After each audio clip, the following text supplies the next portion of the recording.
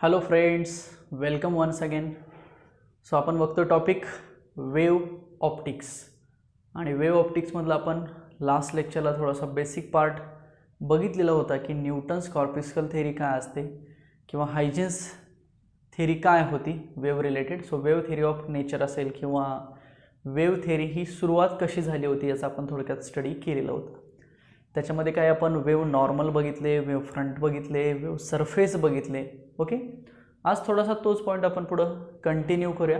आणि आज बऱ्याचशा बेसिक कन्सेप्ट आहेत ज्या 11च्या ते सुद्धा थोडक्यात आपण इथं रिपीट करूया. कारण बऱ्याच जणांना तर रिफ्रॅक्टिव्ह इंडेक्स काय असतो किंवा अँगल ऑफ रिफ्लेक्शन कुठं असतो, रिफ्रॅक्शन कुठं असतो, डेव्हिएशन होतं म्हणजे नक्की काय होतं, बरोबर.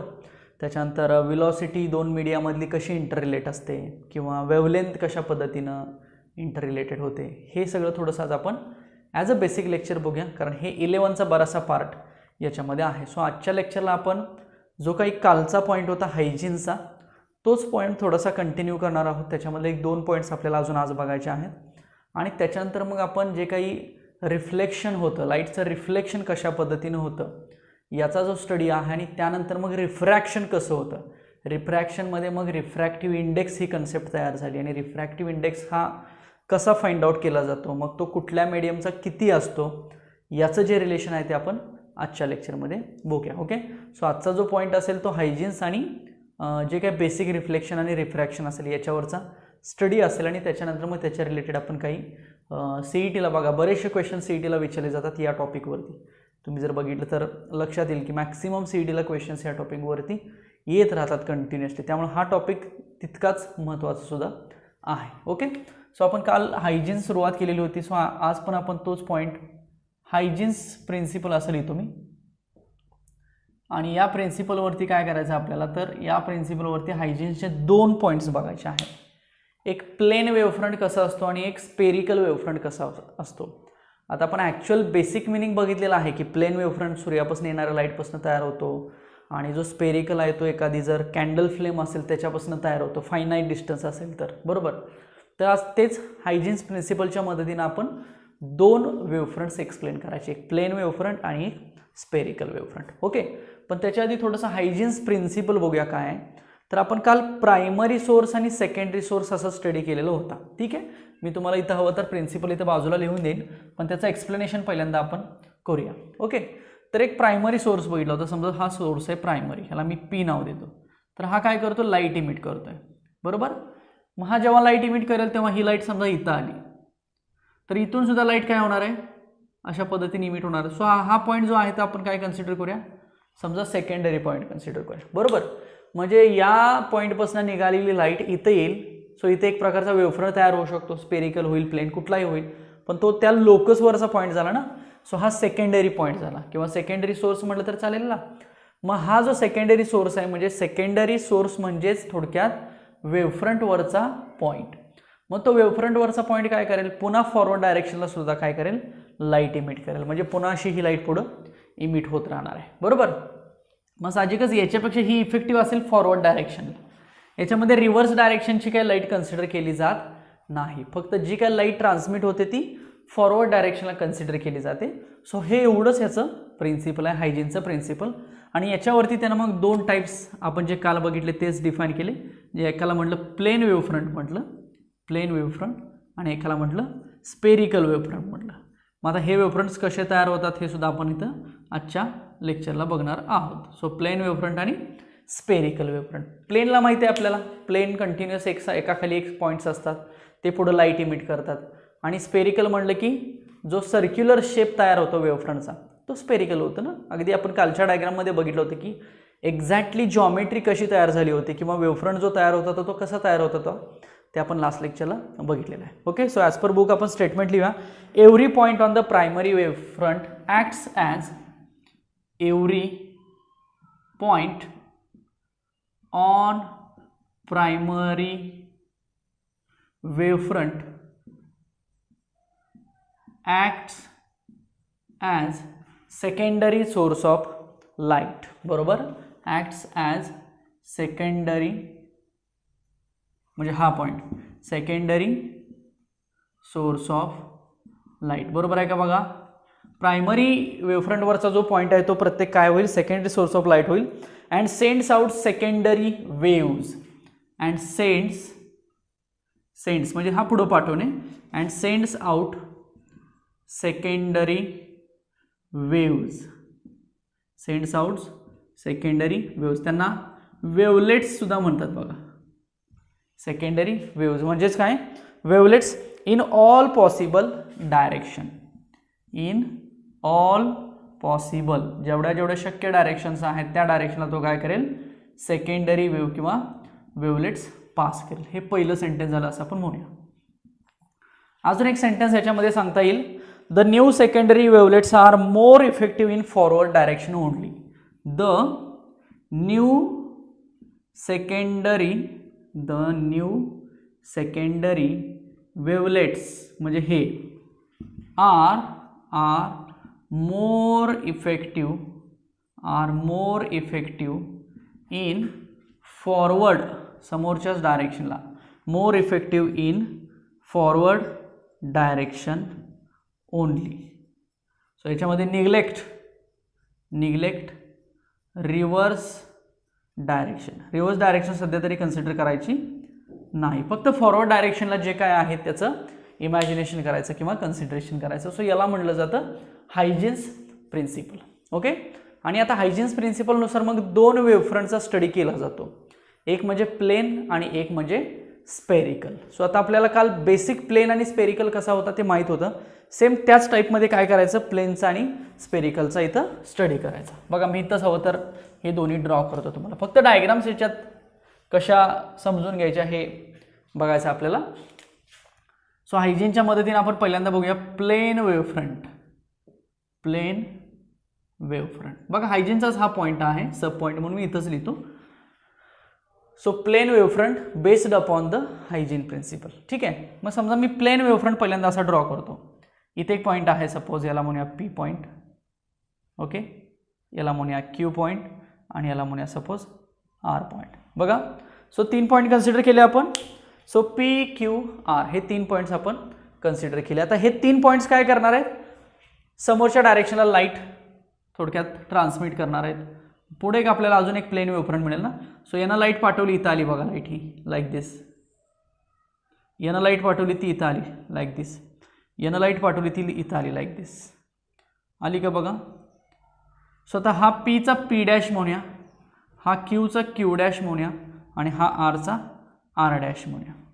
सो आता इथं पी क्यू आर काय झाले, प्रायमरी सोर्सेस झाले आणि पी डॅश क्यू डॅश आणि आर डॅश काय झाले, सेकंडरी सोर्सेस झाले. बरोबर का. बघा सिंपल याला म्हणायचं प्लेन वेवफ्रंट.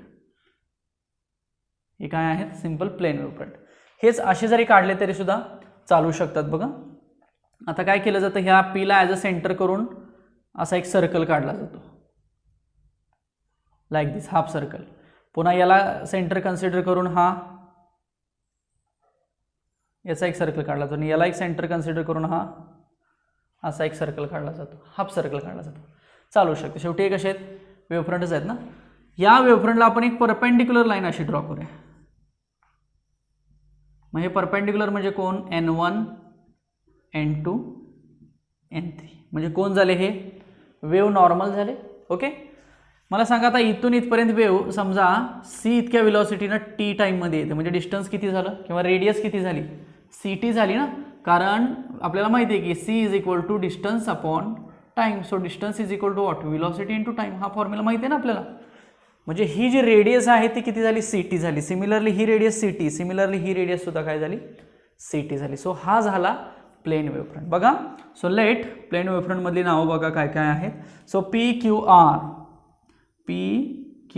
आर हे काय आहेत, प्रायमरी सोर्सेस ऑफ लाईट. बरोबर. P dash Q dash R dash काय झाले बघा, P dash Q dash R dash काय झाले, सेकंडरी सोर्सेस ऑफ लाईट झाले. बरोबर. त्याच्यानंतर हा नॉर्मल झाला ना, म्हणजे P dash N1 P dash N1 किंवा क्यू डॅश N2 किंवा R R डॅश N3 हे काय झालेत सगळे वेव नॉर्मल्स झाले बघा, बरोबर आहेत का बघा, हे सगळे वेव नॉर्मल झाले ना. म्हणजे आपण इथं प्रायमरी सोर्सेस कोण आहेत हे सांगितलं, सेकंडरी सोर्सेस कोण आहेत हे सांगितलं, ॲज वेल ॲज आपण त्या वेवफ्रंटवरती असलेले नॉर्मल्स कोण आहेत हे सांगितलं, आणि त्या नॉर्मल्सला आपण काय म्हणतो वेव नॉर्मल्स असं म्हणतो. So P P dash N1 Q Q dash N2 R R dash N3 are the wave normals, and this is the construction of the plane wavefront based upon the Huygens principle. बघा हायजीनने सांगितल्या पद्धतीने. आता फक्त spherical होतो तो कसा तयार होतो, स्पेरिकल सर्क्युलर शेपमध्ये फक्त तयार करायचा, तो मी इथं हवं तर ड्रॉ करतो. सो हा सगळ्यांनी लिहून घ्या. Now spherical wavefront we will see. Next second type of the Huygens principle or Huygens construction of wavefronts that is spherical wavefront. आता स्पेरिकलमध्ये फक्त हाफ सर्कल टाईप किंवा स्पेरिकल टाईप आपल्याला डायग्राम ड्रॉ करावी लागेल. त्यासाठी आधी प्रायमरी सेकंडरी आणि सोर्सेस कन्सिडर करायचे. समजा एक इकडला मेन सोर्स कन्सिडर करूया आपण फॉर एक्झाम्पल, ठीक आहे. तर आता हा एक वेवफ्रंट आपण असा कन्सिडर करू. सो हा एक पॉईंट असेल P, हा एक पॉईंट असेल Q आणि हा एक पॉईंट असेल R. म्हणजे थोडक्यात ही लाईट अशी पडली बघा याच्यावरती, याच्यावरती आणि ही याच्यावरती. हा एक सोर्स आहे असं आपण म्हणूया. आता सध्या तरी आपण ह्या P Q R ला काय कन्सिडर करूया, सेम इथं म्हटलं तसं प्रायमरी सोर्स ऑफ लाईट म्हणूया. आता ही लाईट काय करेल, पुढे एक वेवफ्रंट तयार करेल लाईक दिस, करेल का बघा. म्हणजे हा प्लेन काय आणि हा स्पेरिकल काय लक्षात येते का बघा तुमच्या. आपण प्लेनमध्ये काय बघितलं होतं, जर खूप लांब डिस्टन्सवरती, खूप मॅक्सिमम डिस्टन्सवरती जर एखादा सोर्स असेल सॉरी खूप जास्त डिस्टन्सवरती जर एखादा सोर्स असेल तर त्या सोर्सपासून मिळणारा जो काही वेवफ्रंट असतो तो प्लेन वेवफ्रंट मिळतो आपल्याला लाईक दिस. सन एक्झाम्पल बघितलं होतं.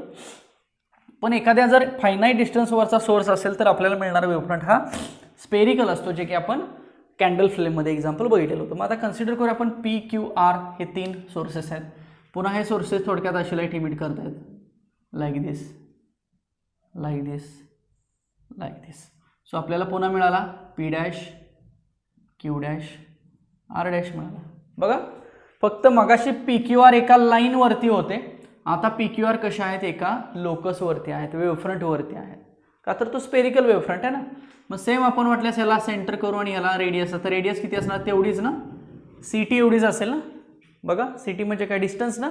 सो एवढंच डिस्टन्स असेल. सो लाईक दिस. सो हा मी हाफ सर्कल ड्रॉ करतो. तुम्ही हवं तर पेन्सिल स्केल सगळं वापरून ड्रॉ करू शकता, फक्त रेडियस चेंज करायची नाही. रेडियस सेम ठेवायची. एक हाफ सर्कल जर तुम्ही प्रत्येक ठिकाणी काढले तर तुम्हाला हे अशा पद्धतीने दिसेल. आता बघा याला पुढे आपण परपेंडिक्युलर लाईन काढूया, याला आपण N1 म्हणूया. याला पुढे परपेंडिक्युलर लाईन काढूया, याला आपण N2 म्हणूया. आणि याला पुढे परपेंडिक्युलर लाईन काढूया, याला आपण N3 म्हणूया. ओके. सो बघा पुन्हा हीच नावं आहेत, तीच तुम्ही इथं फॉलो करू शकता. सगळं सेम आहे, फक्त कन्स्ट्रक्शन जे आहे किंवा जे काही स्ट्रक्चर आहे ते बघा कसं होतंय. सो इथं सुद्धा पुन्हा काय झाले, सेम या डायग्रामसाठी P Q R suppose we can say that primary sources of light, बरोबर.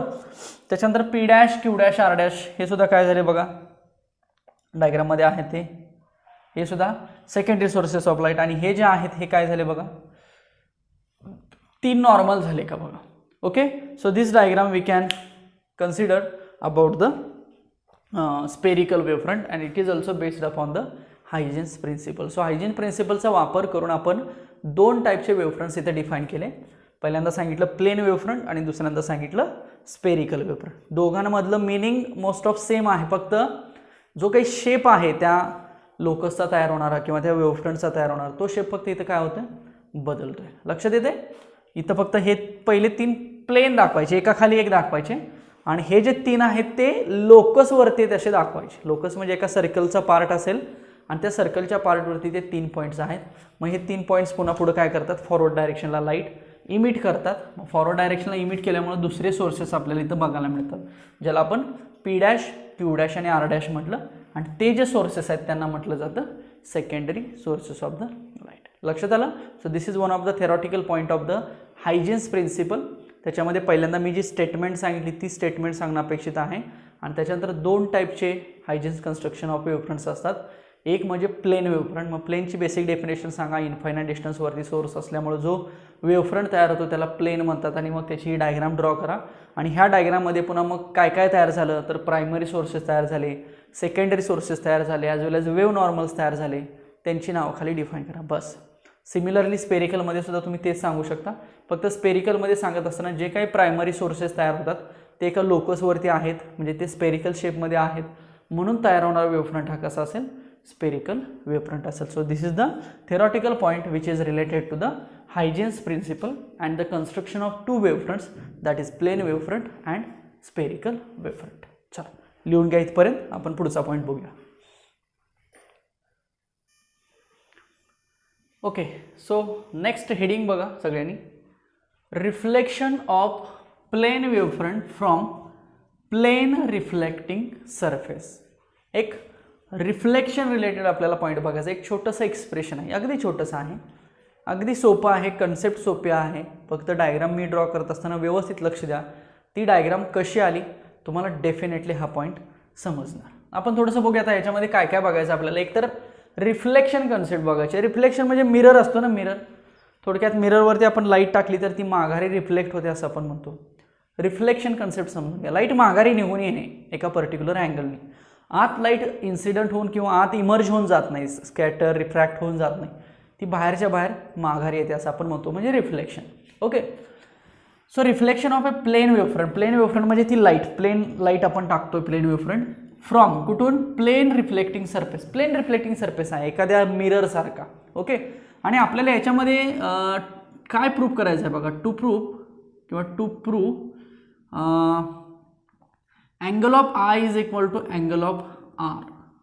आता इथं जो आर आहे आणि इथं जो आय आहे तो अँगल ऑफ इन्सिडन्स आहे आणि इथं जो आहे तो अँगल ऑफ रिफ्लेक्शन आहे. कारण आरला रिफ्रॅक्शन सुद्धा म्हटलं जातं.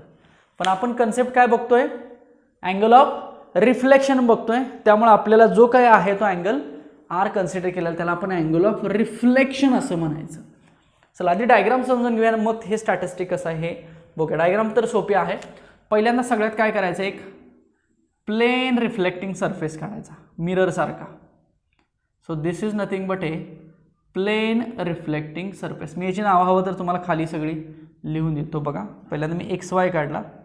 एक्स वाय म्हणजे काय तर प्लेन रिफ्लेक्टिंग किंवा रिफ्लेक्टिंग सरफेस. एक प्लेन रिफ्लेक्टिंग सरफेस आहे की ज्या ठिकाणी वेव्हचं रिफ्लेक्शन होणार आहे. आता काय करायचं, वेव्हफ्रंट असा दोन रेज टाकायचे असतात. दोन रेज येतात वरून असे. हे दोन रेज आले ना, म्हणजे हा वेव्हफ्रंट आला थोडक्यात लाईक दिस. एक बँड आला ना वरून.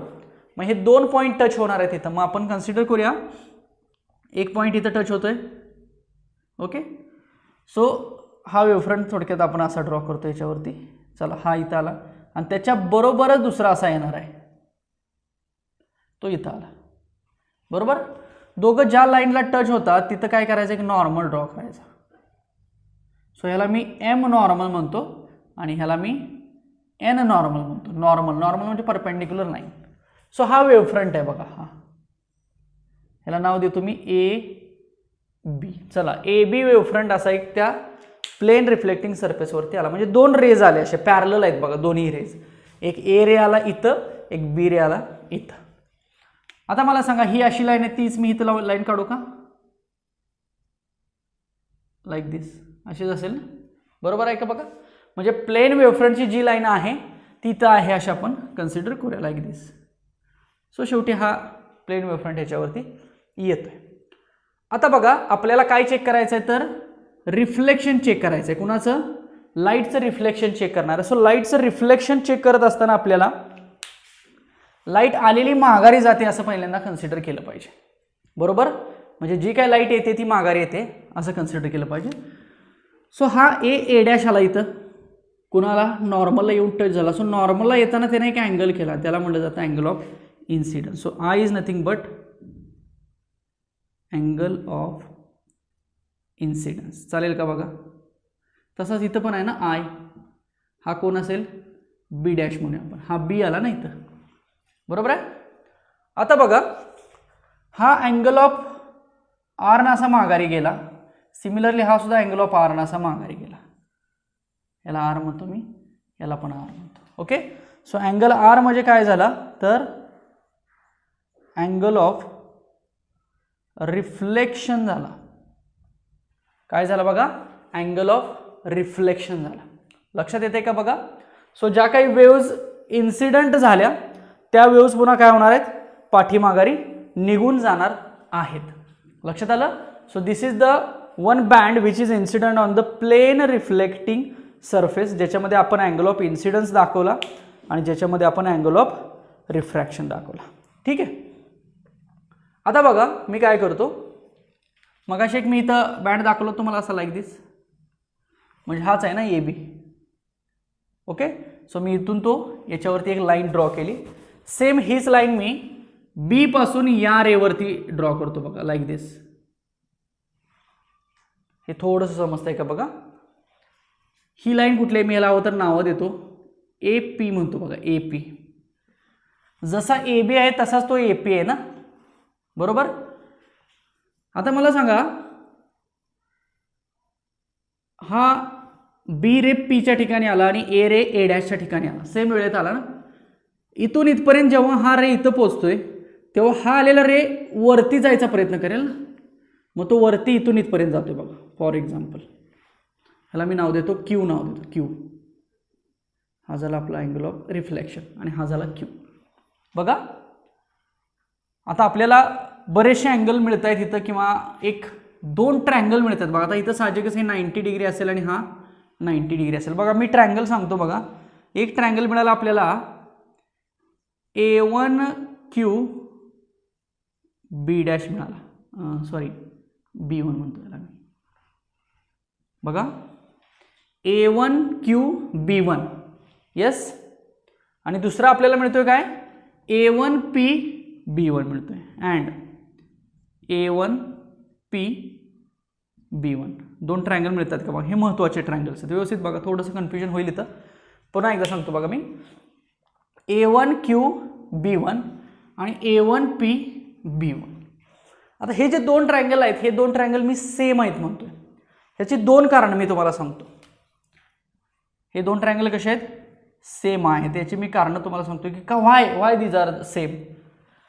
मला सांगा P पासनं B1 पर्यंत जेव्हा रे येते, एका मिनिटात येते असं म्हणूया, किंवा सॉरी एका सेकंदात येते असं म्हणूया. बघा ह्या दोन रेज इथं आल्या, बी रे P1 ला आली आणि ए रे A1 ला आली. चालेल. मग P पासनं जेव्हा B1 कडे एका सेकंदात रे येते तेव्हा A1 पासनं रेज रिव्हर्स जाते ना इकडं, ती कुठपर्यंत जाते, इथपर्यंत जाते असं आपण म्हटलं, Q पर्यंत. म्हणजे थोडक्यात हा टाइम पिरियड आणि हा टाइम पिरियड व्यवस्थित बघा. म्हणजे टाइम इथं लिहितो वाटलंच मी, टाइम फ्रॉम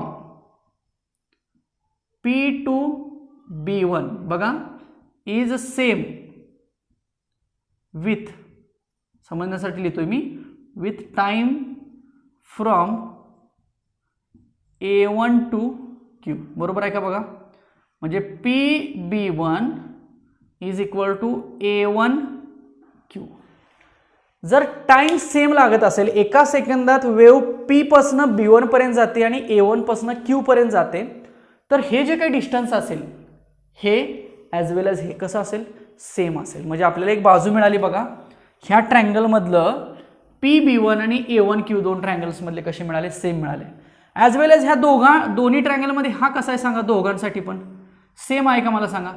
A1 B1 कसा आहे, सेम आहे ना. म्हणजे दोघांसाठी तो काय आहे, दोघांसाठी तो बेस आहे. म्हणजे हे कारण आणि हे कारणचा जर आपण विचार केला तर आपण म्हणूया की दिस टू ट्रँगल्स आर सेम. हे महत्त्वाचं समजून घ्यायचं डायग्राम ड्रॉ करून झाल्यानंतर. लक्षात आलं. दोन ट्रँगल सेम का आले हे पहिल्यांदा समजून घ्यायचं. त्याची दोन कारणं आहेत, हे कारण आणि एक हे कारण. कारण बघा इथून इथपर्यंत लाईट जाणार आहे C व्हेलॉसिटीनं T टाईममध्ये. सो P टू B1 म्हटलं ना मी, हे चेक करा. P टू B1 जे डिस्टन्स असणार आहे ते किती असणार आहे, CT असणार आहे. आणि सिमिलरली A1 टू Q जे डिस्टन्स असणार आहे ते पण किती असणार आहे, CT असणार आहे. का तर व्हेलॉसिटी सेम आहे, टाइम सेम आहे ना. लक्षात आलं. So this is the main reason to conclude that this two triangles are similar. हे दोन रिझन लक्षात ठेवा व्यवस्थित. Okay.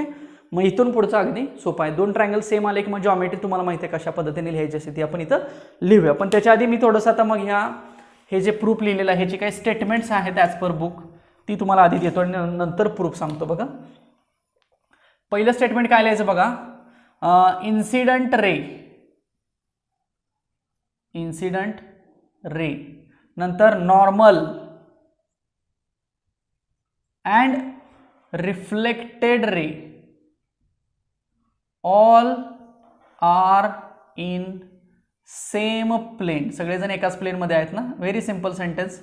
All are in same plane. दुसरं सेंटेन्स मी सांगतो बघा. Angle of incident and angle of reflection are opposite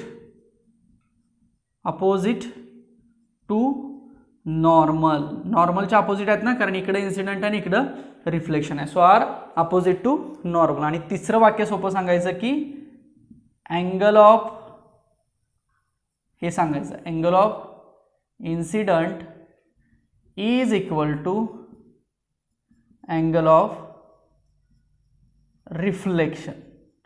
आणि हे आपण मॅथमॅटिकली प्रूव्ह करायचं. म्हणजे angle I is equal to angle R. हे तीन सेंटेन्सेस ॲज अ प्रिन्सिपल किंवा as a statement of reflection of plane wave front from plane reflecting सरफेसची ही पहिल्यांदा तीन सांगायची. नंतर डायग्राम ड्रॉ करायची आणि डायग्राममध्ये हे एवढं व्यवस्थित पॉईंट टू पॉईंट तुमच्या पद्धतीने लिहू शकता. तुम्ही कसं लिहाल तसं लिहा. फक्त मी मेन अर्थ त्याचा सांगितला. आता आपल्याला लक्षात काय आलं की हे दोन ट्रायंगल जे आहेत, दोन ट्रायंगल्स म्हणजे कुठले मी ड्रॉ केलेले आहेत, तर एक आहे तो ट्रायंगल A1QB1 आहे आणि दुसरा आहे तो ट्रायंगल कुठला आहे A1PB1 आहे. हे दोन ट्रायंगल्स आहेत ते मी कसं म्हटलंय की सेम आहेत असं म्हटलेलं आहे. आता बघा मग जर सेम असतील तर मी थोडंसं स्टॅटिस्टिक इथं लिहायचा प्रयत्न करतो. इथंच लिहितो हवं तर. ह्या दोन ट्रायंगलमध्ये, एक ह्या ट्रायंगलमध्ये आणि एक ह्या ट्रायंगलमध्ये. चालेल. आता काय लिहितो बघा मी ट्रायंगलमध्ये, इथं चेक करा सगळ्यांनी. सो अँगल, एक एक वाक्य लिहितो मी. अँगल MA1B1 किती आहे बघा, 90 डिग्री आहे. चालेल का. MA1B1 90 डिग्री आहे. चालेल. अँगल NB1A1 हा सुद्धा किती आहे बघा, 90 डिग्री आहे. चालेल का. चालू शकतो. ओके. नेक्स्ट सांगा मला अँगल MA1Q. MA1Q अँगल काय आहे, रिफ्लेक्शन आहे. ओके. नंतर मला सांगा NB1P. अँगल NB1P हा कसा आहे, अँगल ऑफ इन्सिडेंट आहे. बघा NB1P अँगल ऑफ कसे आहेत, इन्सिडेंट आहेत. ओके. नेक्स्ट हे कळतंय का बघा, मी जे लिहितो ते हेच इथलंच बघून लिहितोय फक्त मी. अँगल Q A1B1 दिसतोय का बघा, Q A1B1. आता हा अँगल राहिलेला, हा तर R आहे, मग हा राहिलेला किती असेल, 90 मायनस R असेल. बरोबर आहे का बघा. Similarly angle P B1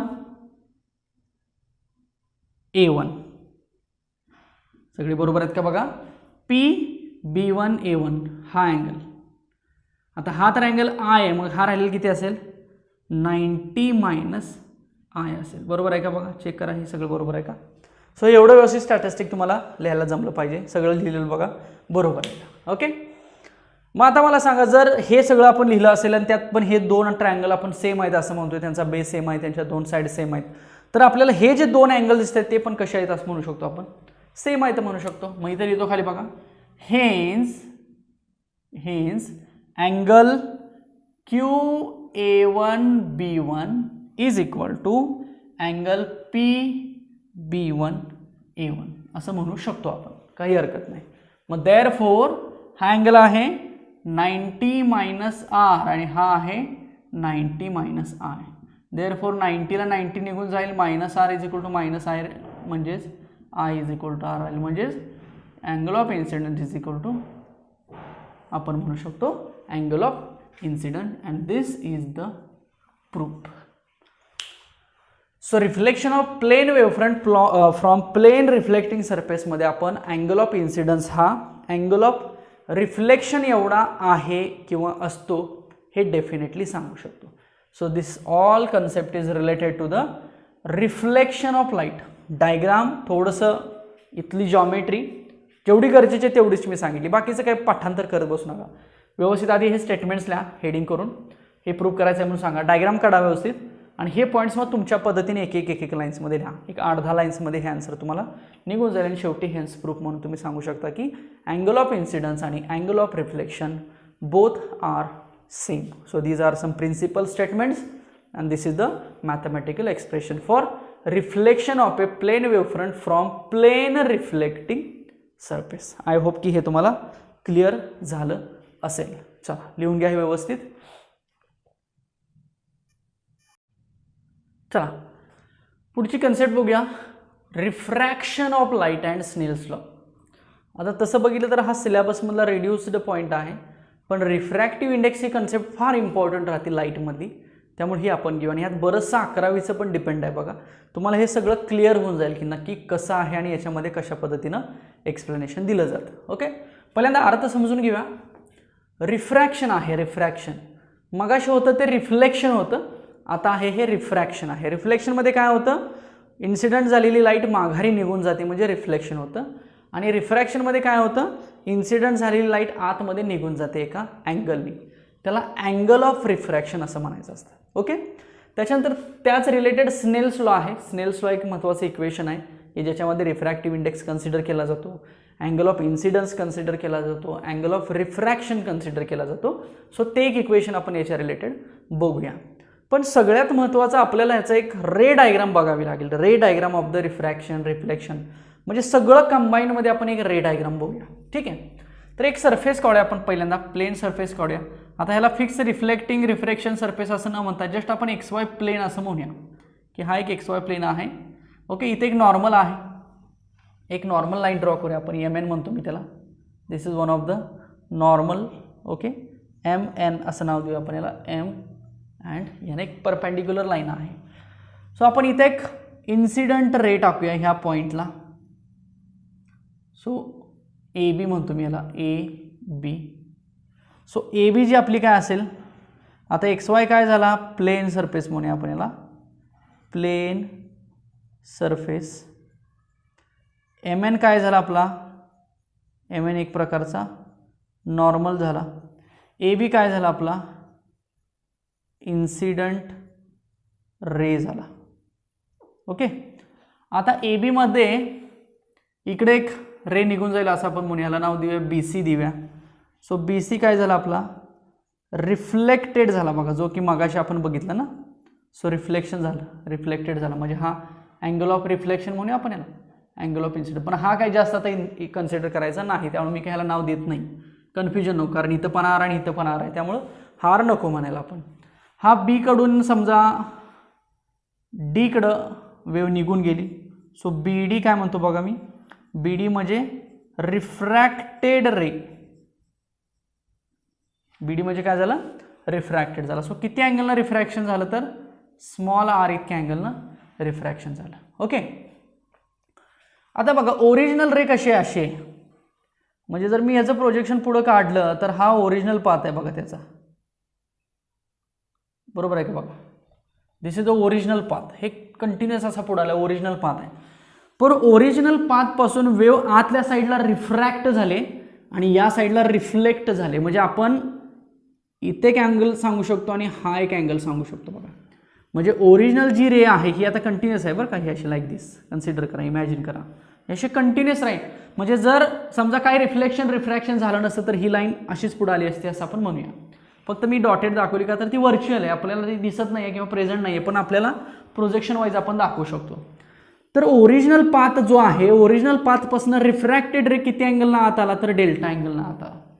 similarly original पाथपासून reflected ray किती अँगलनं बाहेर गेला तर डेल्टा डॅशनं बाहेर गेला असं आपण म्हणूया. म्हणजे जो डेल्टा आहे तो काय झाला तर त्याला म्हटलं जातं अँगल ऑफ डेव्हिएशन म्हटलं जातं. काल शब्द आला होता का बघा, अँगल ऑफ डेव्हिएशन फॉर कुणासाठी पण रिफ्रॅक्शनसाठी आहे. रिफ्रॅक्शन झालं ना हे आतल्या साईडला.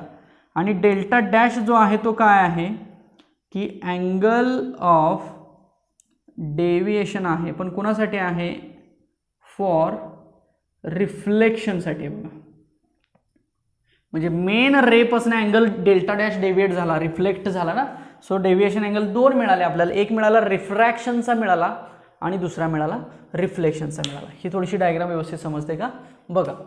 आता हा झाला आय, हा झाला आर, हा झाला डेल्टा, हा झाला डेल्टा. इथं पण हा आर आहे, पण हा मी काय म्हटलं आर आत्ता नको घ्यायला, कारण हा अँगल ऑफ रिफ्लेक्शन आहे आणि इथं सुद्धा आरच दाखवला जातो. ह्याला म्हटलं जातं अँगल ऑफ रिफ्रॅक्शन. त्यामुळे हा आर काय आपण इथे कन्सिडर करायला नको. फक्त लक्षात ठेवा की इथं सुद्धा काय असतो, आर असतो. तर नोटेशन्स काय सेम आहे. ओके, मग आता अजून कोण कोण राहिलं तर अँगल आय आला बघा. सो अँगल आय म्हणजे काय, इन्सिडंट अँगल म्हणून याला, आणि अँगल आय आर जो आहे तो रिफ्रॅक्टेड अँगल म्हणून याला. चालेल का बघा.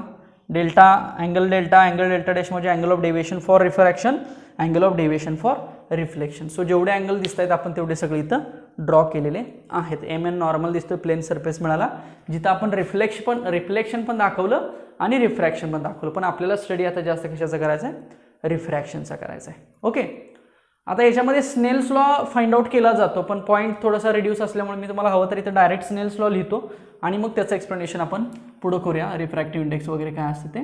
तर स्नेल्स लॉ काय आहे बघा. तर स्नेल्स लॉ काय सांगतो, sine of incident upon sine of refraction. म्हणजे इन्सिडंट अँगल आणि रिफ्रॅक्शन अँगल साइन जो आहे तो म्हणजे रिफ्रॅक्टिव्ह इंडेक्स असतो. आर आय लिहितो मी. सो रिफ्रॅक्टिव्ह इंडेक्स, आता हे इथून पुढे व्यवस्थित लक्ष द्या, of second medium with respect to refractive index of first medium. This is the Snell's law. Refractive index of second medium with respect to refractive index of first medium. आता अजून एक हीच डेफिनेशन अशी लिहूया, sine of I upon sine of R is equal to, refractive इंडेक्सला mu दाखवतात किंवा N दाखवतात, स्मॉल एन. मग हे लिहिताना कसं लिहायचं बघा, sine of I upon sine of R is equal to refractive index of किंवा refractive index of second medium with respect to first medium. हेच मी असं लिहिलं तरी सुद्धा चालू शकतं, second medium with respect to first medium. लक्षात राहील. हेच मी असं लिहितो, sine of I upon sine of R is equal to refractive index of second medium with respect to refractive index of first medium. हीच डेफिनेशन अशी लिहिली तरी सुद्धा चालू शकते. हीच डेफिनेशन n2 अपॉन n1 अशी लिहिली तरी सुद्धा चालू शकते. So this is the Snell's law. All these are the statements are nothing but the Snell's law. बाकी पुढच्या कंडिशन्स आपण नंतर बघूया, पण आता पहिल्यांदा स्नेल्स लॉ समजून घेऊया की स्नेल्स लॉ म्हणजे काय असतो. तर पहिल्या मीडियममधला अँगल म्हणजे कोण असतो, अँगल ऑफ इन्सिडंट असतो, डिवायडेड बाय दुसऱ्या मीडियममधला अँगल म्हणजे कोण असतो, sine of refracted. Sine function दोन्हीमध्ये राहतं, इज इक्वल टू दुसऱ्या मीडियमचा रिफ्रॅक्टिव्ह इंडेक्स डिवायडेड बाय पहिल्या मीडियमचा रिफ्रॅक्टिव्ह इंडेक्स. म्हणजे इथं काय लिहिलं मी, refractive index of second medium with respect to refractive index of first medium. With respect to जी टर्म लिहितो ती खालीच असते ना, D by D X upon D T. With respect to time म्हटलं ना ती खाली असते ना टर्म डिनॉमिनेटरमध्ये. सो आपण इथं खाली लिहिली टर्म बघा ती, आणि जी मेन रिफ्रॅक्टिव्ह इंडेक्सची टर्म आहे ती वरती लिहिली. लक्षात आलं. हे जर रिव्हर्स केलं तर तरी सुद्धा चालू शकतं. हे साइन आर वरती आलं, हे आलं तर हे काय होतं, रिव्हर्स होतं. बरोबर. आता बघा हे झालं, हा झाला स्नेल्स लॉ. ठीक आहे. मग हा जो रिफ्रॅक्टिव्ह इंडेक्स आहे कोण, हा अजून एका पद्धतीने डिफाईन केला जातो. तीही पद्धत मी हवं तर इथंच लिहितो बघा. सो मी काय लिहितो बघा, refractive index of second medium with respect to first medium. लिहिताना मी कसं लिहिलंय बघा, μ2 अपॉन μ1 असं लिहिलेलं आहे. Refractive index of second medium with respect to first medium. हा जर आपल्याला काढायचा असेल तर काय करायचं, पहिल्या मीडियमची व्हेलॉसिटी घ्यायची डिवायडेड बाय दुसऱ्या मीडियमची व्हेलॉसिटी घ्यायची. ह्याला डेफिनेशन म्हणतात रिफ्रॅक्टिव्ह इंडेक्सची. काय डेफिनेशन दिली वाचा.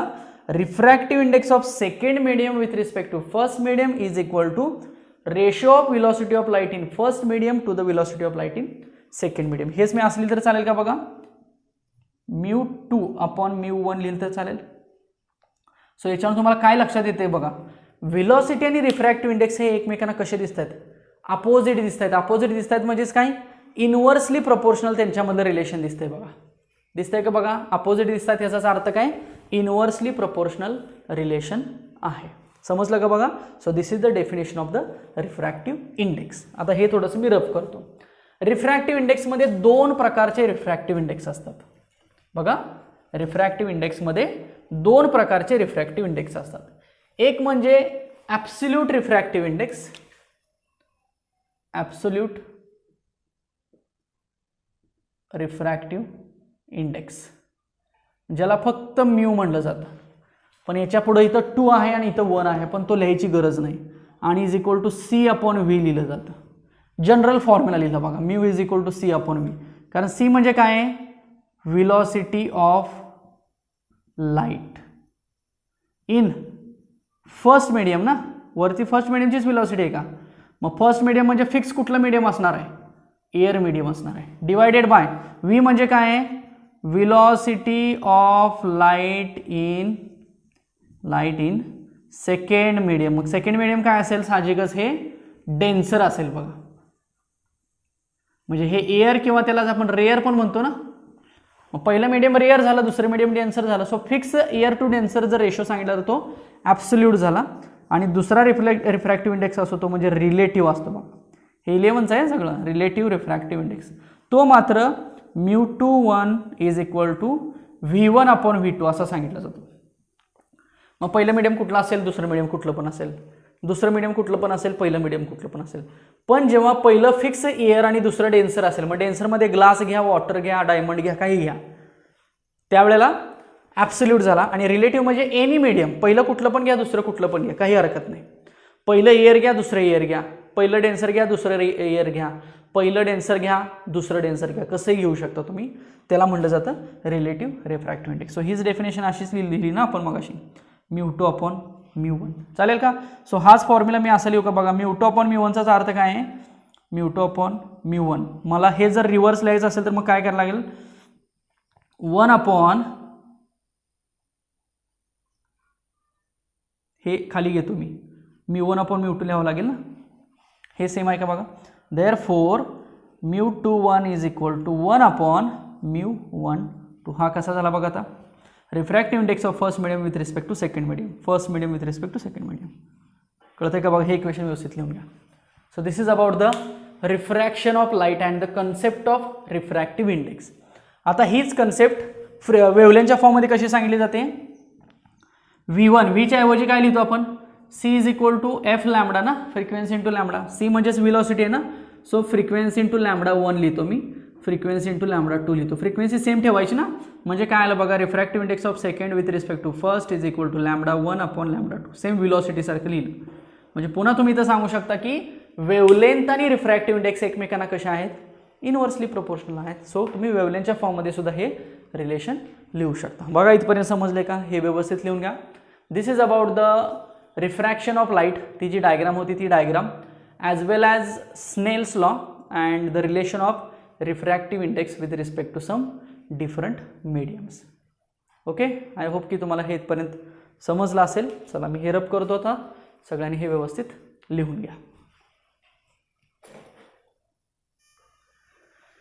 चला काही मल्टिपल चॉईस क्वेश्चन्स आहेत बेस्ड अपॉन CET एक्झाम त्याचं डिस्कशन करूया. चला क्वेश्चन फर्स्ट बघा. For the same angle of incidence the angle of refraction in media PQR and ESR 50 degree 40 degree 30 degree 20 degree respectively. The speed of light is minimum in medium. आता 4 medium आहेत PQRS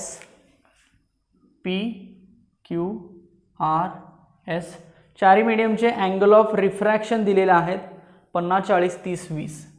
ह्याचा angle of refraction आहे 50 40 30 20. आणि question असा आहे की speed of light is minimum. Velocity minimum कुठल्या मीडियममध्ये असेल, कुठल्या मीडियममध्ये असेल. ओके, आपण आधी लिहूया sine I upon sine R is equal to μ21 म्हणजेच μ2 अपॉन μ1 म्हणजेच v1 अपॉन v2 असं लिहिलं चालेल का? बघा मगाचाच आहे ना फॉर्म्युला. हेच आपण असं लिहूया का, I upon R is equal to μ2 upon μ1 is equal to v1 upon v2. हाच फॉर्म्युला मी असा लिहिलं तर चालतो ना. साइन आणि साईनबद्दल फक्त आय अपॉन आर लिहिलं तर चालू शकतं. आहे तसं लिहिलं.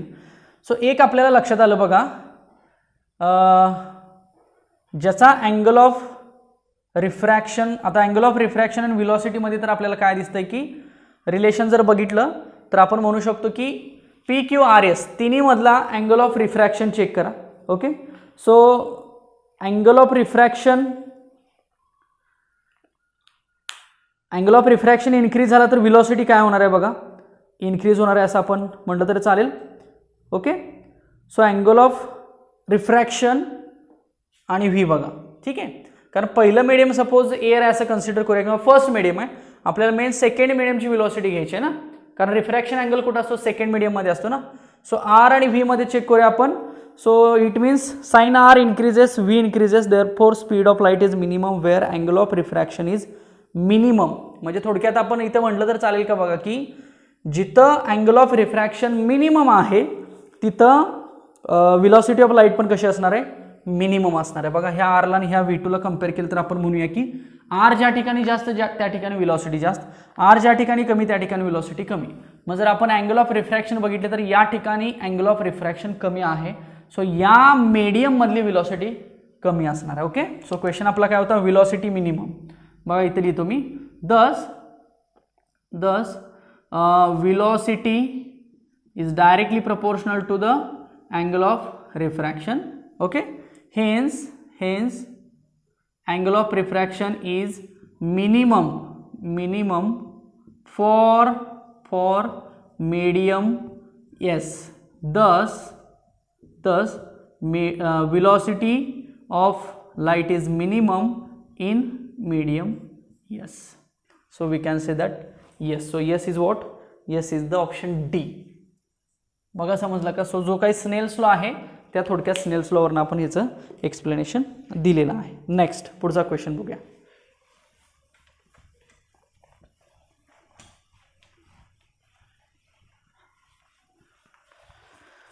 A ray of light is incident on the surface of separation of a medium with the velocity of light at an angle 45 degree. Okay, refraction दिलेला आहे and is refracted in medium at an angle 30 degree न refract झाला आणि 45 डिग्रीने incident झाला असं म्हटलेलं आहे. What will be the velocity of light in the medium. चला आपण फॉर्म्युला आता मगाशी लिहिला होता तोच लिहा. पहिल्यांदा फॉर्म्युला आधी गिवन पॉईंट्स लिहा हवं तर साइन आय दिलाय किंवा आय दिलेला आहे तो बघा किती 45 डिग्री दिलेला आहे आणि रिफ्रॅक्शन कितीनं झालं सांगितलं 30 झालं असं सांगितलेलं आहे. सो आपलं मगाशी वापरला तोच फॉर्म्युला आपण लिहूया. Sine of I upon sine of R is equal to μ21 म्हणजेच μ2 अपॉन μ1. ह्यालाच आपण C अपॉन व्ही किंवा V1 अपॉन V2 सुद्धा म्हणू शकतो. बघा ॲब्सोल्यूट आणि रिलेटिव्हसाठी कुठलाही फॉर्म्युला तुम्ही जर यूज केला तर चालू शकेल. सो आपल्याला V काढायचा आहे. Okay, so V is equal to बघा हा V पाहिजे आपल्याला. सो इकडे घेऊया. सो हे होणार मग sine R upon sine I होणार आणि हे इंटू C होणार. बघा sine R upon sine I into C. मग साइन आर किती घेऊया आपण साइन 30 साइन 45 इंटू 3 इंटू 10⁸. चला हे फक्त तुम्हाला मग सॉल्व करावं लागेल. साइन 30 घ्या √2 साइन 45 2 पुट करू शकता. सो ह्या व्हॅल्यू मग सगळ्या सॉल्व करा. सो 2.12 इंटू 10⁸ येते का बघा. हे सॉल्व करा हवं तर तुम्ही metre per second. So we can say that option B. बघा व्यवस्थित लिहून घ्या. ओके, पुढचा क्वेश्चन बघा. A ray of light traveling through rare medium is incident at very small angle I on glass slab and after refraction its velocity is reduced by 20%. So the angle of deviation is, velocity reduce झालेली आहे असं सांगितलेलं आहे. So by 20%. आणि angle of deviation विचारलेला आहे. Angle of deviation, आता angle of डेविएशनचं एक रिलेशन तुम्हाला इथं मी सांगतो बघा. अँगल ऑफ डेविएशन हा आपला आर आहे बरोबर, हा आपला आय आहे. ठीक आहे. मग जर हा आय असेल तर हा टोटल पण किती असेल, आयज असेल ना, आणि त्यातला हा जो आपण घेतो तो डेल्टा घेतो. म्हणजे आय इज इक्वल टू आपण लिहूया आर प्लस डेल्टा लिहूया. So delta is equal to what, I minus R. हे एक रिलेशन व्यवस्थित लक्षात ठेवा, सिंपल आहे बघा ह्याच्यावरनं. Okay. So the angle of incidence, angle of refraction इथं काढावं लागेल आपल्याला. ओके. फॉर्म्युला तोच घ्या आपला, mu is equal to C upon V. Mu is equal to C upon V घ्या, हाच फॉर्म्युला. किंवा sine I upon sine R is equal to mu 2 upon mu 1 is equal to C upon V किंवा V1 upon V2. Same ह्या फॉर्म्युल्याप्रमाणे find out करा. तुम्हाला डेल्टाची value I minus जो refraction आहे तो 3/4 आय मिळेल. 3/4 आय. सो डेल्टाची व्हॅल्यू मग काढता येईल तुम्हाला आय अपॉन 4. म्हणजे जो काही डेल्टा मिळणार आहे तो इन्सिडंट अँगलच्या 4 पट कमी मिळणार आहे. So I upon 4, 4 minus 1 upon 4. So delta is equal to I upon 20% दिलेलं आहे ना. सो 0.8 सॉरी 34 मी 75 मी दुसऱ्या एक्झाम्पलचं सॉल्व केलं. सो हे तर समजलं का बघा. हे फॉर्म्युले लिहून घ्या आणि ह्या फॉर्म्युल्यावरनं सेम फॉर्म्युला तोच यूज करा. सो इथं सुद्धा delta is equal to I minus 20% आहे ना. So delta is equal to I minus 0.8 I असं करा आहे. ओके. सो याची व्हॅल्यू मग येईल तुम्हाला आय अपॉन 5 येईल बघा. सेम तुम्ही सॉल्व करू शकता. सो क्वेश्चन नंबर याचं आन्सर आहे आय अपॉन 5. बी ऑप्शन आहे बघा, B. Okay. So you can solve this. STCET 2016चा हा क्वेश्चन आहे बघा. चला नेक्स्ट घेऊया. सो अँगल ऑफ डेविएशन हे इक्वेशन महत्त्वाचे समजून घ्या. सो 20% रिड्यूस झाल्यामुळे मी ते 0.8 लिहिलं. 20% रिड्यूस झाली म्हणजे राहिली किती, 80% राहिली ना. मग 80%च म्हणजे काय, 80 अपॉन 100 लिहितो ना आपण. Okay. Next, the refractive index of water and glass with respect to air is 1.3 and 1.5 respectively. What will be the refractive index of glass with respect to the water. चला रिफ्रॅक्टिव्ह इंडेक्स ऑफ ग्लास दिलेला आहे. मी असं लिहू का, mu G with respect to air असेल ना. Refractive index of glass दिलेला आहे, किती दिलेला आहे, 1.5. आणि रिफ्रॅक्टिव्ह इंडेक्स ऑफ वॉटर पण दिलेला आहे with respect to air. Water with respect to air किती दिलेला आहे, 1.3 दिलेला आहे. ओके. सो ह्या दोन व्हॅल्यू दिलेल्या आहेत. रिफ्रॅक्टिव्ह इंडेक्स म्हणजे बघितलं बघा, विथ रिस्पेक्ट टू मीडियम म्हणजे ते खाली असेल ना. ओके. सो हेच असं लिहिता येईल का बघा. So mu G upon mu A, आणि हेच असं लिहिता येईल mu W upon mu A. चालेल का. आता आपल्याला फाइंड आउट काय करायचं आहे, refractive index of glass with respect to water find करायचं आहे. Refractive index of glass with respect to water is equal to question mark. मग मी हेच असं लिहू का, refractive index of glass with respect to water. हे म्हणजेच हे लिहिलं ना. म्हणजे आपल्याला थोडक्यात refractive index of glass upon water हे येणं अपेक्षित आहे. म्हणजे हे जर मी 2 डिवाइड केले तर बघा, ह्याला इक्वेशन 1 म्हणूया हवं तर, ह्याला इक्वेशन 2 म्हणूया हवं तर. ओके. सो डिवाइड करूया आपण इक्वेशन्स 1 and 2 म्हणतो मी, डिवाइड करूया.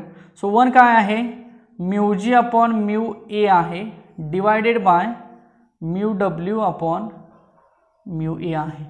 सो म्यू ए तर कॅन्सल होईल. सो राहिलं काय, mu G upon mu W राहिलं बघा. चालेल का. म्हणजेच थोडक्यात आपण हे लिहूया 1.5 अपॉन 1.3 लिहूया. म्हणजेच 15/13 म्हटलं तरी चालेल. हे फक्त सॉल्व करू शकतो, 1 पॉईंट समथिंगच येईल ना. सो आन्सरमध्ये तर 1.5 अपॉन 1.3 आहे, हेच आहे तसं ठेवलं तरी चालू शकेल. ए ऑप्शन बघा सगळ्यांनी. हे कळलं का बघा कसं आलं.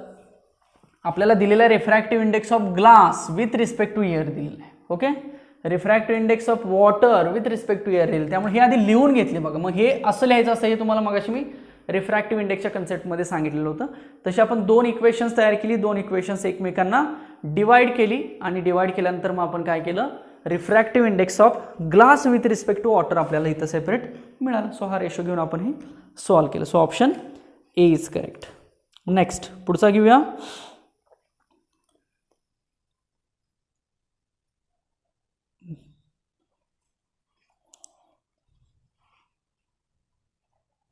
चलो नेक्स्ट घ्या. A wave of light having frequency 4 × 10⁻14 hertz. A wave of light having frequency 4 × 10⁻14 hertz and speed of light that is 3 × 10⁸. velocity of light जी आहे ती म्हणजेच speed of light 3 × 10⁸. enters glass of refractive index 1.5. change in wavelength is. change in wavelength काढायचे आहे. So air मधनं glass मध्ये जेव्हा light जाईल तेव्हा आपल्याला काय काढायचे, चेंज इन वेवलेंथ काढायचे. म्हणजे थोडक्यात wavelength of air minus wavelength of glass असं काढायचं. चेंज काढायचं ना. एअरमधनं ग्लासमध्ये लाईट गेलेली आहे. सो एअरमधली वेवलेंथ ग्लासमधली वेवलेंथ दोघांचं सबट्रॅक्शन करून जे काही येईल त्याला काय म्हणूया आपण, मी चेंज इन वेवलेंथ म्हणूया. चालेल का बघा. Change in wavelength. Okay, this we have to find out. चला आता आपण पहिल्यांदा वेवलेंथचं रिलेशन लिहूया. आपल्याला माहिती आहे की सी इज इक्वल टू काय असतं, एफ लॅम्बडा असतं. So lambda is equal to what, C upon frequency. चालेल. This is main relation of the wavelength. आता हे रिलेशन आपण एकदा एअरसाठी लिहूया आणि एकदा ग्लाससाठी लिहूया. सो एअरसाठी कसं येईल, so lambda air is equal to C आहे तसंच राहणार. सो फ्रिक्वेन्सी ऑफ एअर असं राहील आपल्याला. चालेल. सो आता सी आणि फ्रिक्वेन्सी दिलेला आहे 3 × 10⁸ दिलेलं आहे बघा. व्हेलॉसिटी ऑफ लाईट माहिती आहे ना आपल्याला. आणि फ्रिक्वेन्सी दिलेली आहे एअरमधली 4 × 10⁻14. 4 × 10⁻14 ही जमेल का. सो हे म्हणजेच तुम्हाला काय मिळालं, लॅम्बडा ए मिळाला. चला लॅम्बडा एचा प्रश्न मिळाला. 7500 ॲम्स्ट्रॉंग युनिट येते बघा. हे सॉल्व्ह करा स्वतः. ॲम्स्ट्रॉंग युनिटमध्ये आणून ठेवली. चला इक्वेशन 1 तर आपल्याला मिळालं. म्हणजे याचा प्रश्न मिटला. आता आपल्याला फक्त काय काढायचं आहे, लॅम्बडा जी काढायचं. लॅम्बडा जीचा अर्थ काय, वेवलेंथ काढायची आपल्याला ग्लासमधली. बरोबर. मग अशी एक रिलेशन आपण लिहिलं होतं बघा. समजा मी असं लिहितो, refractive index of glass with respect to air. हेच मी कसं लिहू, पहिली व्हेलॉसिटी आपण सेकंड व्हेलॉसिटी ना. मग विथ रिस्पेक्ट टू एअर म्हणजे खाली आहे. सो व्ही ए आणि हे काय होईल, व्ही जी होईल. चालेल का बघा. सो हेच रिलेशन मी जर refractive index of glass with respect to air is equal to पहिल्याची व्हेलॉसिटी अपॉन दुसऱ्याची व्हेलॉसिटी. सॉरी, पहिल्याची व्हेलॉसिटी अपॉन दुसऱ्याची व्हेलॉसिटी. बरोबर आहे ना हे. कारण हेच आपण असं लिहितो बघा, म्यू जी अपॉन म्यू ए लिहितो बघा. विथ रिस्पेक्ट टू खाली टाकतो ना. आणि हे अपोजिट असतात का, सेम वेवलेंथ सुद्धा कशी असते, अपोजिटच असते ना. So lambda A upon lambda G होणार बघा. चालेल का. सो ह्यातलं आपल्याला लॅम्बडा जी फाइंड करायचं. सो लॅम्बडा जी फाइंड करायचं असेल तर काय होईल मग, so lambda G is equal to, हा इकडे घेऊया ना हा इकडे घेऊया, lambda A upon mu G A घेऊया. कारण म्यू जी ए दिलेला आहे ना, 1.5 दिलेला आहे बघा. सो हा असेल मग 7500 अपॉन हा दिलाय का बघा, हा गिवनमध्ये दिलाय ना, refractive index of glass with respect to air 1.5 दिलाय ना. सो आपण इथं 1.5 टाकू. मग हे ॲम्स्ट्रॉंग युनिट आहे तसंच ठेवूया. सो ॲम्स्ट्रॉंग युनिटमध्ये ह्याची व्हॅल्यू मग 5000 ॲम्स्ट्रॉंग युनिट येईल बघा. बघा फॉर्म्युले सगळे तिथंच आहेत. इक्वेशन 2 म्हणतो मी याला. म्हणजे हे मिळालं हे मिळालं. सो दोघांचा डिफरन्स आपल्याला सिंपल 2000 आहे असा सांगता येईल. लक्षात येते का बघा. ओके. सो 2500 ना.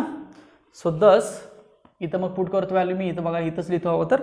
So lambda is equal to 7500 minus 5000 angstrom युनिटमध्येच आहे ना हे. म्हणजेच 2500 ॲम्स्ट्रॉंग युनिट म्हणजेच 2500 × 10⁻−10 मीटर ना. मग यातलं मॅच करायचं आहे तुम्हाला फक्त ऑप्शन्समध्ये जे असेल ते. ओके. सो ऑप्शन्समध्ये जर तुम्ही बघितलं तर 2.5 × 10⁻−7 आहे का बघा. 2.5 × 10⁻−7 मीटर. म्हणजे हेच तुम्ही जर कन्वर्जन केला तर तुम्हाला ते मीटरमध्ये मिळू शकतं. म्हणजे ॲम्स्ट्रॉंग युनिटचं कन्वर्जन आपण कशामध्ये करूया, इथं मीटरमध्ये केलं तर चालू शकतं. So this is the answer. बघा समजलं का हे सगळ्यांना. चला एक नेक्स्ट घेऊया. चला पुढचा सी डी, सगळे सी डीचेच क्वेश्चन्स आहेत बघा. The wavelength of light is 5000 angstrom unit. Find the wave number. आता वेवलेंथवरनं वेव नंबर कसा काढायचा हा एक फॉर्म्युला तुम्हाला याच्या आधी सांगितलं आहे बघा मी. वेवलेंथचा रेसिप्रोकल घ्यायचा म्हणजे वेव नंबर निघतं. वेव्ह नंबर कन्सेप्ट आली होती बघा याच्या आधी एकदा सुद्धा. सो वेव्ह नंबरचा अर्थ काय की consider wavelength and take the reciprocal. So wave नंबरला आपण असं रिप्रेझेंट करतो ना, सो 1/λ ह्याला म्हटलं जातं वेव्ह नंबर म्हटलं जातं. ओके, वेव्ह नंबर कशात असतो 1/λ म्हणजे मीटर इनवर्स ना, किंवा 1/मीटर म्हणतो आपण त्याला. ओके, सो आपल्याला लॅम्बडा दिलेला आहे 5000 एम्स्ट्रॉंग युनिट. सो 1/5000 एम्स्ट्रॉंग युनिट म्हणजेच किती 10⁻⁻10. सो हे फक्त मग सॉल्व करायचं आणि ऑप्शन्स वाईज जायचं आहे. सो ऑप्शन्समध्ये बघा 2 × 10⁻6 आहे का बघा. सो 2 × 10⁻6 करता येईल. सो हे मी कसं करेन हवं तर यालाच बघा मी हा पॉईंट आहे ना, तो पॉईंट मी 3 घराने इकडे घेतो म्हणजे हे 1/5 होईल. सो इंटू 1/10 काय काय होईल बघा. हा पॉईंट जर मी लेफ्टला 3 घराने घेतला तर +3 आणि हे -10 आहे तसंच आहे. सो हे 1/5 म्हणजेच किती 0.2 इंटू 10 हे 10⁻⁻7 येईल वरती जाऊ देत. ओके, सो आपण मग लिहूया 2 × 10 हा पॉईंट मी उजवीकडे घेतला म्हणजे -1. सो 2 × 10⁻6 आहे का बघा. येस, सो 2 × 10⁻6 मीटर इनवर्स म्हटलं तरी चालेल. सो 1/λ म्हणजेच थोडक्यात काय असतं तर वेव्ह नंबर असतं. बघा समजलं का. So these are some numericals based upon today's lecture. अजूनही बरीचशी न्यूमेरिकल्स आहेत. यातले मॅक्सिमम क्वेश्चन्स हे CETला विचारले जातात. मी पुन्हा एकदा सांगतो लाईटवरती. त्यामुळं 1, 2, 3 पॉईंट बघून त्याच्यावरचे लगेच न्यूमेरिकल डिस्कशन करायचं माझं टार्गेट असेल. तुम्हाला DPP जो दिला जाईल त्याच्यामध्ये तर मग काय अजून क्वेश्चन्स तुम्हाला सोडवायला मिळतील. पण सध्या तरी जेवढं लेक्चरला होतं तेवढ्याचा तरी व्यवस्थित अभ्यास तुमचं होणं गरजेचं आहे. सो बघा आज आपण काय काय बघितलं. हायजीन्स प्रिन्सिपल बघितलं. हायजीन्स प्रिन्सिपलमध्ये प्लेन आणि स्पेरिकलचा व्यवस्थित अभ्यास केला. त्याच्यानंतर 2 महत्त्वाच्या कन्सेप्ट बघितला. एक म्हणजे रिफ्लेक्शन बघितलं आणि एक म्हणजे रिफ्रॅक्शन बघितलं. कारण रिफ्रॅक्शन मधला फरक कळला पाहिजे. रिफ्लेक्शन लॉजमध्ये आपण angle of I = angle of R कसं असतं हे प्रूव्ह केलं. आणि त्याच्यानंतर आपण स्नेल्स लॉ, रिफ्रॅक्टिव्ह इंडेक्स किंवा रिफ्रॅक्शन अँगल कुठं असतो, अँगल ऑफ डेव्हिएशन कुठं असतो, त्यांची रिलेशन्स काय होती ही थोडीशी न्यूमेरिकल्समध्ये बघितली. सो हे सगळं व्यवस्थित एकदा लिहून घ्या. हे महत्त्वाच्या कन्सेप्ट आहेत. कारण याच्या पुढं सुद्धा आपल्याला जे मागचं प्रिव्हियस झालेलं असतं त्याचा स्टडी पुन्हा करावा लागत असतो. त्यामुळे ह्या सगळ्या गोष्टींचा अभ्यास व्यवस्थित करा. आपण भेटूया पुढच्या लेक्चरला. याच्यामधला पुढचा एक इंटरेस्टिंग पॉईंट आहे तो घेऊन. अजून याच्यात बरंचसं इंटरफरन्स, डिफ्रॅक्शन, पोलरायझेशन बऱ्याचशा कन्सेप्ट येणार आहेत. सो स्टेप बाय स्टेप आपण जाऊया. आपण जेवढं होतं त्याचा अभ्यास तुमचा व्यवस्थित आणि परफेक्ट होणं गरजेचं आहे. सो आजच्या लेक्चरला थांबूया आपण इथं. भेटूया नेक्स्ट लेक्चरला. तोपर्यंत अभ्यास करा आणि काही शंका असतील तर तशा व्हॉट्सअपवरती मेसेज करा. त्याचं डिस्कशन आपण करू. Thank you so much.